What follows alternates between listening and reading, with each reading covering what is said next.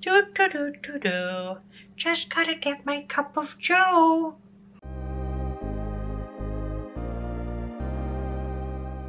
Hey pals, Alicia here. I hope you are doing well. And if you're new here, this is the place where we talk about books.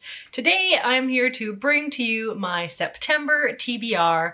Every month I've got a TBR game that I use to supplement my TBR. I am a mood reader. I like just picking up whatever on the go, but I also have a mess ton of books that I need to read, so I have this game to help balance out me reading whatever and buying whatever, but then also prioritizing the books on my shelf. So that game that I have, I call it the D20 challenge. I've got a D&D D20 die, and then I roll it 3 times, and for whatever number it lands on, I have an associated prompt to help me pick one of my unread TBR, physical TBR books. So I will link the original video above where I go into detail through all of the prompts, and I will also list all of the numbers below so you can follow along if you want to. I also have a couple of books that I do want to read regardless in the month of September, but I will go over those after I roll the die, just in case I'm not able to fit them into those challenges. So without further ado, let's go on to roll number 1.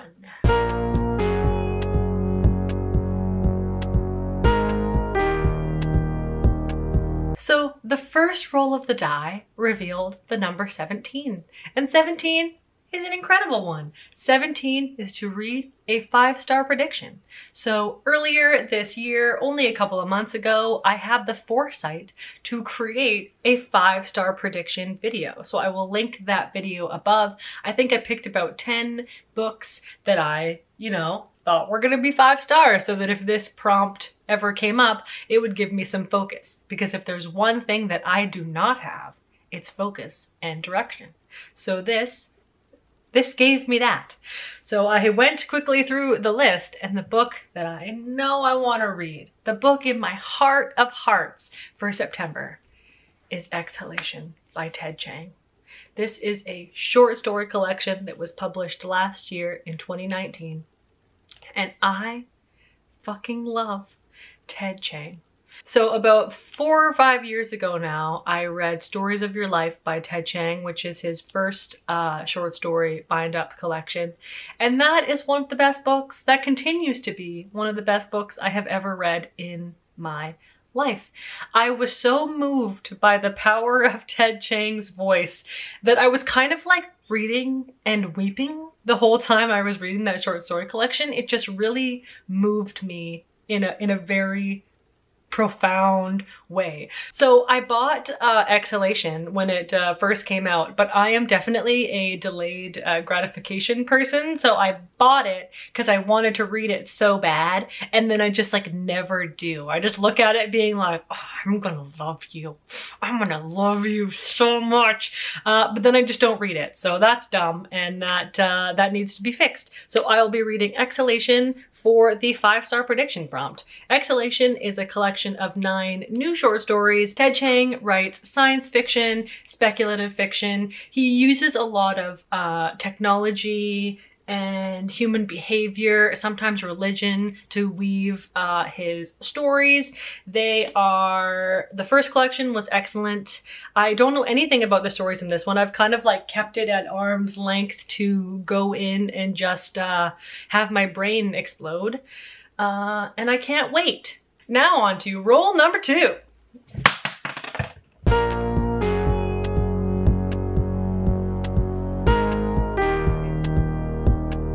Critical fail. We rolled a 1, guys. Rolling a 1 essentially means I have to add an additional book to my TBR as part of this challenge. So I will be rolling the die a 4th time, but for this challenge, I am at the mercy of the complete randomness of the TBR jar. So the TBR jar is, I'm sure everybody knows what TBR jars are. This has every unread book that I own in it, in these little paper paper origami stars. So I will just be picking these at random. Once upon a time, I had a legend. I don't know if you can see this, but I had a legend for color coordination, but that has like entirely gone out the window because I ran out of some colors. So these are just, it's just a random mishmash of every unread book that I have. We're just gonna pull a star and that's what I'm gonna read. I'm gonna go for this one. We got a nice orange color. Orange sometimes means horror. Oh no, this isn't orange, it's yellow. I can't see. So yellow is maybe science fiction. We shall see. Oh, fuck. Oh, I just ripped it. This is like, why do I do this? Why do I do this? Oh, yay. So I don't know if I will be able to get this focused. Okay, so it's really hard for me to focus this. I don't know what I'm doing, guys. But the book is A Long Way to a Small Angry Planet by Becky Chambers. This is the first in a series. This is a science fiction series about the crew aboard the Wayfarer. I'm really curious to read this because I've heard it's much more character driven than it is action and plot driven. And I just love getting to know people. I love getting to know new people. My partner Josh just read this and the sequel a couple months ago and he loved them. So I am, you know what? I'm not mad about this, this literal roll of the die. Now on to roll 3.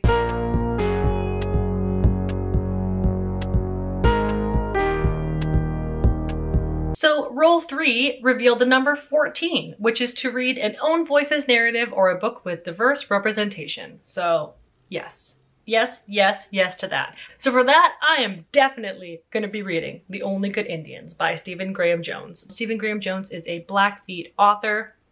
This novel is about 4 Indigenous men who 10 years ago went on an elk hunting trip, and something happened on this trip. I'm not sure what, but something happened on this elk hunting trip. And now 10 years later, these 4 men are being haunted by something that is a result of that trip in the past.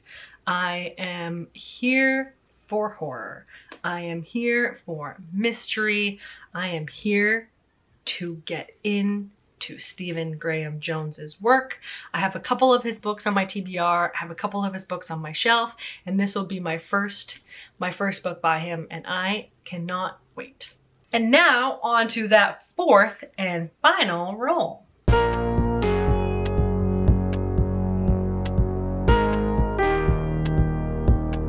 So the 4th roll is the number 12, and that is to read a new to me author. So I feel like I could have picked Stephen Graham Jones for this one as well, but I've got the perfect one for this, you guys. I have the perfect one for a new to me author.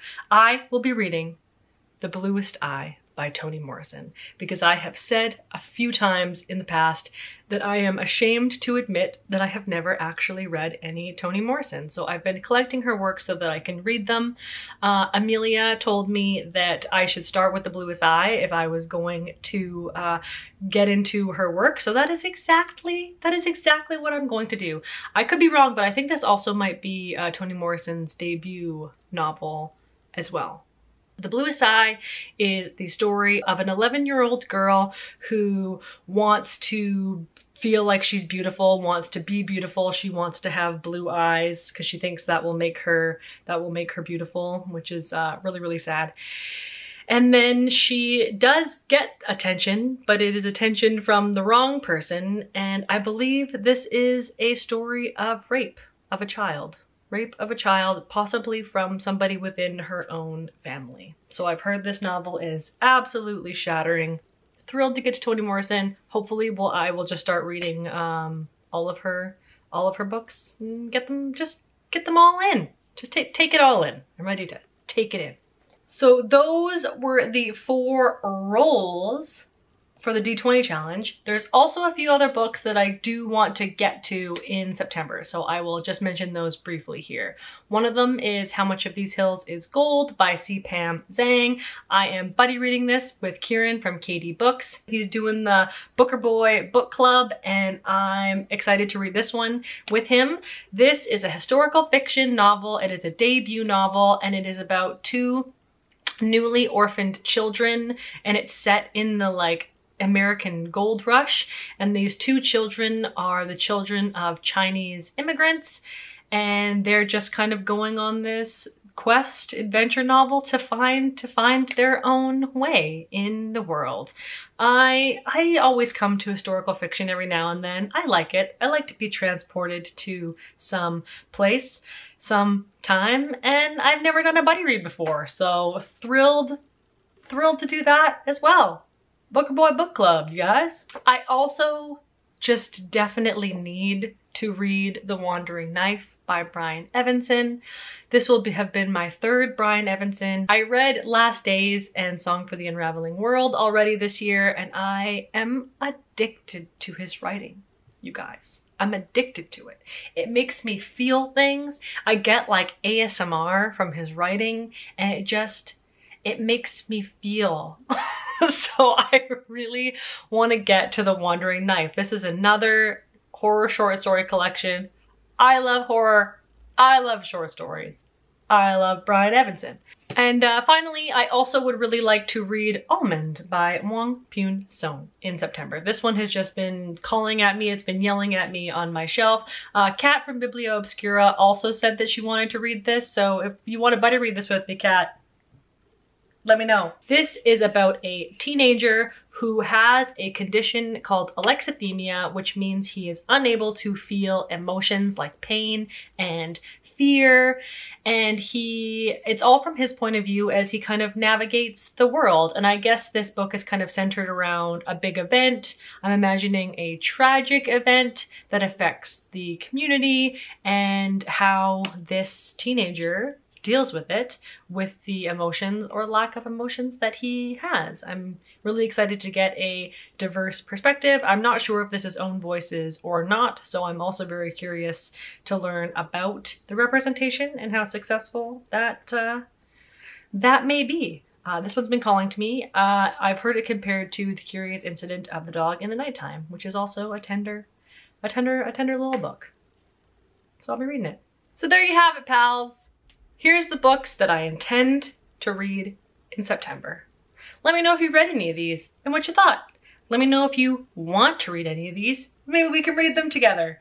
I'm thrilled. The dice roll did me dirty this time, but you know what? I'm not that mad about it. I'm not mad about it at all. The dice is fine. The dice didn't do me dirty at all. What am I talking about? So happy reading, everyone, and until next time, see you. Bye!